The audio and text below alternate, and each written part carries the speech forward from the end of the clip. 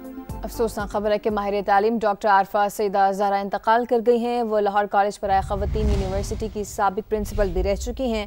عارفہ سیدہ زہرا قومی کمیشن برائے خواتین کی چیئرپرسن بھی رہ چکی ہیں۔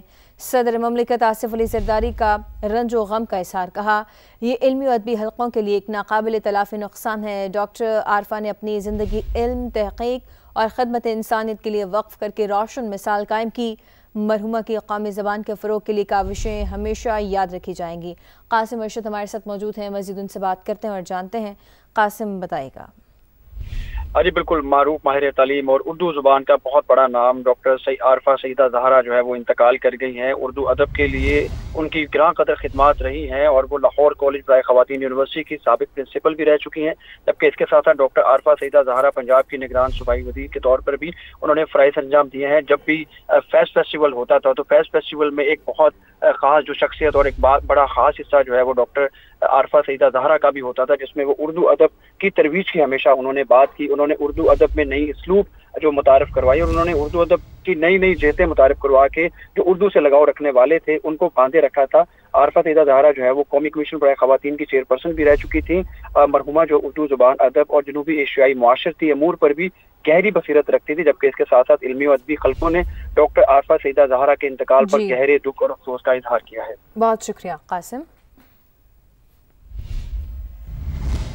اور اب آپ کو بتائیں کہ 27ویں ترمیم کا مسودہ فائنل پرنٹنگ کے لیے بھیج دیا گیا ہے۔ وفاقی وزیر قانون اعظم نذیر طارڑ کہتے ہیں کہ کچھ تبدیلیاں تھیں وہ کر لی گئی ہیں۔ سینٹ کے اجلاس میں 3:30 بجے تک کا وقفہ کر دیا گیا ہے۔ فاروق ایچ نائک ایوان میں مشترکہ قائمہ کمیٹیوں کی رپورٹ پیش کریں گے۔ مزید جانتے ہیں اسلام آباد سے سما کے نمائندہ ظہیر علی سے۔ جی ظہیر بتائے گا کیا تفصیل ہے آپ کے پاس؟ پرنٹنگ کے لیے مسودہ بھیج دیا گیا ہے؟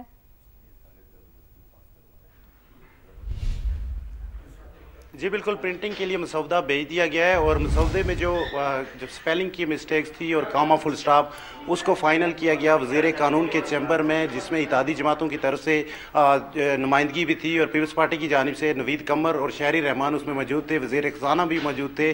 فائنل ڈرافٹ کو جو ہے اس کو پرنٹنگ کے لیے بھیج دیا گیا اور کچھ دیر بعد جب پرنٹ ہو کے آئے گا فائنل ڈرافٹ اس کو سینٹ میں پہلے منظوری کے لیے بھیجا جائے گا۔ اس سے قبل سینٹ میں بحث اس پہ بل پہ جاری ہے اور 3:30 بجے تک وقفہ کیا گیا ہے، چونکہ کل جو پارلیمانی کمیٹی تھی، مشترکہ پارلیمانی کمیٹی دونوں ہاؤسز کی، اس سے جو ڈرافٹ منظور ہوا تھا اسی کا ہی ریویو کیا گیا ہے کہ اس میں کوئی جو سپیلنگ مسٹیکس ہیں اس کو فائنل ترتیب دی گئی ہے۔ نئی کوئی چیز اس میں ایڈ نہیں ہے، لیکن اس مسودے کو فائنل کر کے پرنٹنگ کے لیے بھیجا گیا ہے۔ اور یہ بات ہماری ہوئی ہے وزیر قانون سے بھی اور حکومتی اتحادی جو ہے پیپلز پارٹی والے، ان کا بھی یہ کہنا ہے کہ سینٹ میں بھی نمبر پورے ہیں، جبکہ قومی اسمبلی میں نمبر گیم کا کوئی ایشو ہی نہیں ہے۔ صرف پروسیڈنگ جب آگے بڑھے گی تو قومی اسمبلی میں کوئی پرابلم نہیں ہوگی۔ اور جو سینٹ ہے، سینٹ آف پاکستان میں بھی حکومتی اتحادی جو ہیں وہ اس پوزیشن میں ہیں کہ وہ 27ویں آئینی ترمیم کو جس طرح کنسنسس کے ساتھ اپوزیشن نے تو بائی کاٹ کیا تھا، لیکن اتحادیوں کا جو کنسنسس تھا اس کے ساتھ اس کو اپروو کیا گیا تھا۔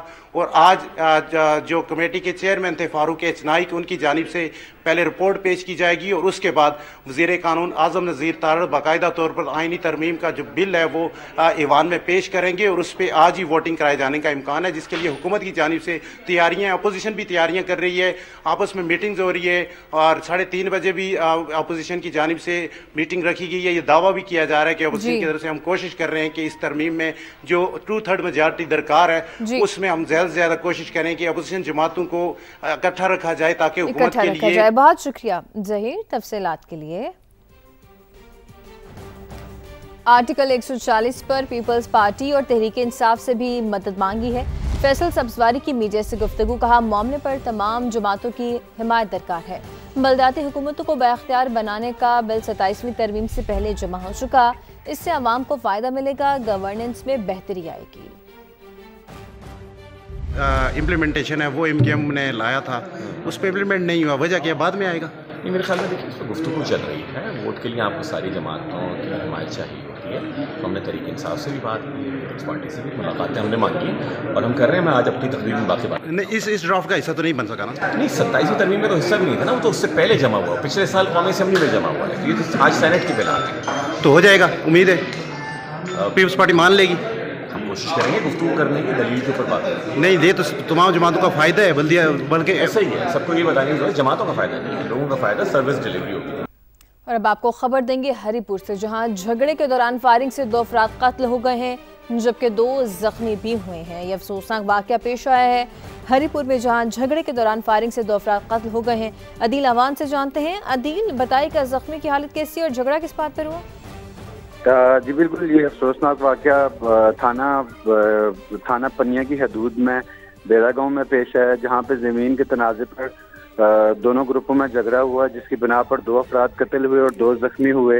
ریسکیو 112 نے جمباگ اور زخمی افراد کو ہری پور ٹراما سینٹر پہنچایا، جس کے بعد ورثاء نے یہاں ٹراما سینٹر کے بعد احتجاج شروع کر دیا۔ ورثاء کے مطابق پولیس اہلکاروں نے ان سے پیسے لے کر دوسرے گروپ کے لوگوں کو چھوڑ دیا، جس کے بعد ڈی پی او ہری پور نے نوٹس لیتے ہوئے مقامی تھانے کے SHO کو معطل کر دیا۔ جی بہت شکریہ عدیل تمام تر تفصیلات کے لیے۔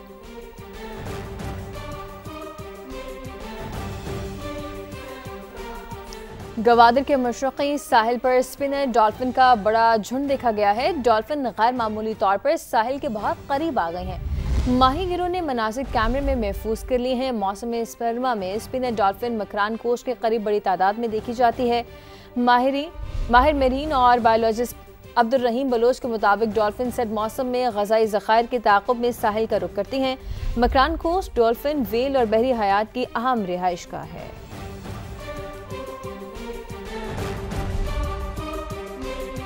وزیراعظم میاں شہباز شریف کا خود کو احتساب کے لیے پیش کرنا خوش آئند ہے۔ احتساب سب کا ضروری ہے، کسی کو قانون سے بالا نہیں ہونا چاہیے۔ ANP سربراہ ایمل ولی خان کی اسلام آباد میں میڈیا سے گفتگو۔ کہا پارلیمنٹ صدر کو احتساب سے استثناء دیتی ہے تو اچھی بات ہے۔ فخر ہے کہ اس ملک کو ایسے وزیر اعظم ملے ہیں کہ وہ احتساب کو اپنے لیے پیش کرتے ہیں، اور میرے خیال میں احتساب سے بالا کسی کو بھی نہیں ہونا چاہیے۔ احتساب سب کے لیے ہونا چاہیے، اور اگر صدر پاکستان کو یہ استثناء یہ پارلیمنٹ دیتی ہے تو چلو مل جائے، اچھی بات۔ خیبر پختونخوا میں انفلوئنزا وائرس پھیلنے کے خطرات کے پیش نظر محکمہ صحت نے ہنگامی ایڈوائزری جاری کر دی ہے۔ فلو کیسز میں نومبر سے اپریل تک اضافہ متوقع ہے۔ نمائندہ عرفان موسیٰ مزید بتائیں گے۔ جی بالکل، خیبر پختونخوا میں نومبر سے اپریل تک انفلوئنزا کے کیسز میں اضافے کا خدشہ ظاہر کیا گیا ہے۔ اس حوالے سے جو ہے وہ محکمہ صحت نے جو ہے وہ ہنگامی بنیادوں پر ایڈوائزری جاری کی ہے، جو کہ نیشنل ہیلتھ سروسز اسلام آباد کے سفارشات پر ایڈوائزری جاری کی گئی ہے، جس میں جو ہے وہ انفلوئنزا سے جو ہے وہ فلو سے بچاؤ، کنٹرول اور اس کے علاج کے حوالے سے جو ہے وہ سفارشات جو ہے وہ اس میں دی گئی ہے۔ اس کے ساتھ ساتھ جو ہے وہ یہ ایڈوائزری میں یہ بھی کہا گیا ہے کہ کئی ممالک میں، جس میں جاپان، سنگاپور اور تائی لینڈ شامل ہے، وہاں پر انفلوئنزا کے کیسز میں جو ہے وہ پہلے سے ہی اضافہ ہوا ہے۔ تو خیبر پختونخوا کے تمام جتنے بھی متعلقہ ادارے ہیں ان کو جو ہے وہ یہ ایڈوائزری جو ہے وہ ارسال کر دی گئی ہے۔ اس کے ساتھ یہ بھی کہا گیا کہ جو لوگ جو ہے مختلف خطرناک بیماریوں کے جو ہے وہ اس میں مبتلا ہے تو ان کو خصوصی طور پر احتیاط کرنی چاہیے، اور اس کے ساتھ ساتھ جو 65 سال سے زائد عمر کے افراد ہیں ان کو، اور 5 سال سے کم عمر کے بچے جو ہے ان کو خصوصی طور پر جو ہے ان کو احتیاط کرنی چاہیے۔ یہ بھی کہا گیا ہے کہ انفلوئنزا سے جو مؤثر طریقہ ہے اس سے بچاؤ کا وہ ویکسین ہے۔ اس کے ساتھ جو ہے ہاتھوں کی صفائی اور ماسک کے استعمال سے بھی جو ہے وہ بیماری کے پھیلاؤ کو روکا جا سکتا ہے۔